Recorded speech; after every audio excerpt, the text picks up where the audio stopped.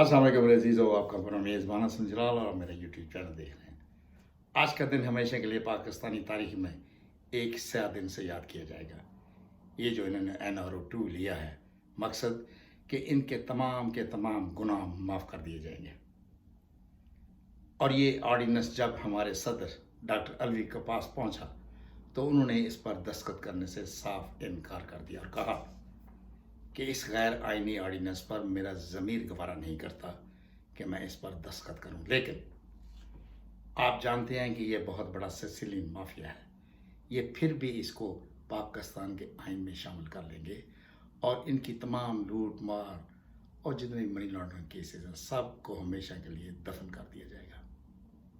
General Musharraf ने भी बहुत बड़ी गलती की थी जब इन दो ख़ानदानों को उसने लंदन में बैठकर NRO दिया था।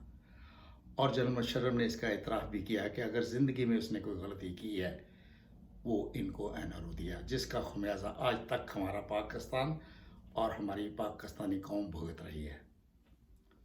तो मेरे अजीज़ों, मेरे हमवतनों, आखिरकार ये NRO है क्या, इस पर ज़रा गौर कीजिए। नेशनल रिकन्सिलिएशन ऑर्डर्स यानी कौमी मुफाहमती ऑर्डर्स की वजह से इन तमाम चोरों, डाकुओं, लुटेरों के सारे गुनाह माफ़ कर दिए जाते हैं।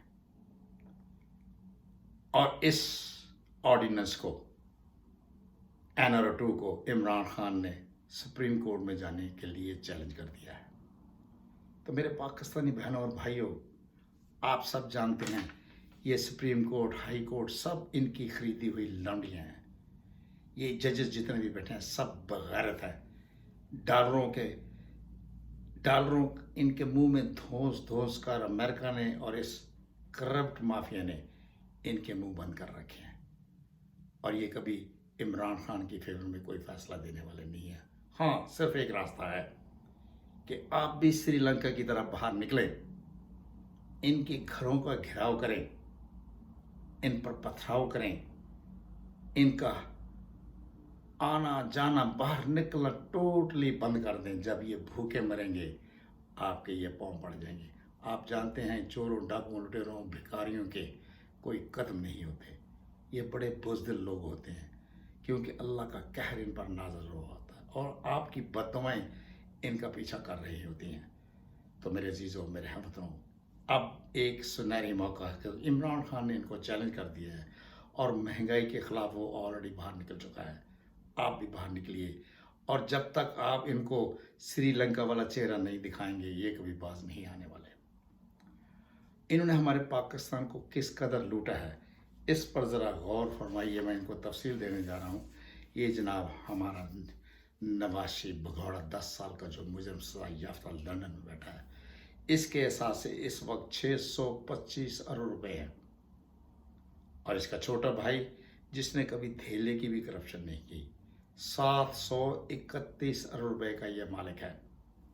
और इसका बेटा हमजा जो कि बहुत ही मगरूर किस्म का इंसान है, किसी से हाथ मिलाना पसंद नहीं करता, इसके भी एहसास से 523 अरब रुपए के हैं। आसफ अली जरदारी 974 अरब रुपए का मालिक है। और इसका बेटा जिसने कभी ज़िंदगी में 1 घंटा भी काम नहीं किया, सबसे ज़्यादा एहसास से 1260 अरब रुपए का वो मालिक है। ये खुसरा मौलाना डीजल भी कहीं किसी से पीछे नहीं है। इसके एहसास से भी 790 रुपए के निकल चुके हैं, डिक्लेयर हो चुके हैं। इसका कौन सा चमड़े का कारोबार था, ये लड़कियां सप्लाई करता था, इतना पैसा इसने बना दिया। लेकिन ये सब बगैरत लोग आपस में मिले हुए हैं। मरीम नवाज को ले लीजिए, जो कहती थी लंदन क्या पाकिस्तान में भी मेरी कोई प्रॉपर्टी नहीं है, इसके भी 666 अरब रुपए के हिसाब से डिक्लेयर हो चुके हैं। और इस वक्त पाकिस्तान का जो टोटल कर्जा है वो 45,000 अरब रुपये है। और ये जो भिखारी वजीर आज़म है हमारी पाकिस्तानी कौम को 2000 देने की कोशिश कर रहा है। लानत है तेरी ऐसी सोच पर। हमारी पाक आर्मी जिसको हमने सर पर बिठा रखा है, मैं सारी आर्मी की बात नहीं करता, ये जो हमारे लीडर आते हैं, ये जो जनरल आते हैं, इनमें से ज़्यादातर लोग करप्ट ही हुए हैं। जनरल वाजिब को ले लीजिए, ये भंग पी कर सोया हुआ है। जब पेशावर में एक स्कूल पर दहशतगर्दों ने रैकी करके हमला किया था और वहाँ 150 मासूम बच्चों को गोलियां मार मार कर शहीद कर दिया था। और वहाँ की एक टीचर ने जब उनको बचाने की कोशिश की थी तो उस पर इन दहशतगर्दों ने पेट्रोल छिड़ककर उसको जिंदा जला दिया था। और ये क्यों किया गया था? ये ताहिरुल कादरी की स्ट्राइक को ख़त्म करने के लिए नवाज शरीफ ने करवाया था, लेकिन आज तक किसी ने इस पर उंगली नहीं उठाई।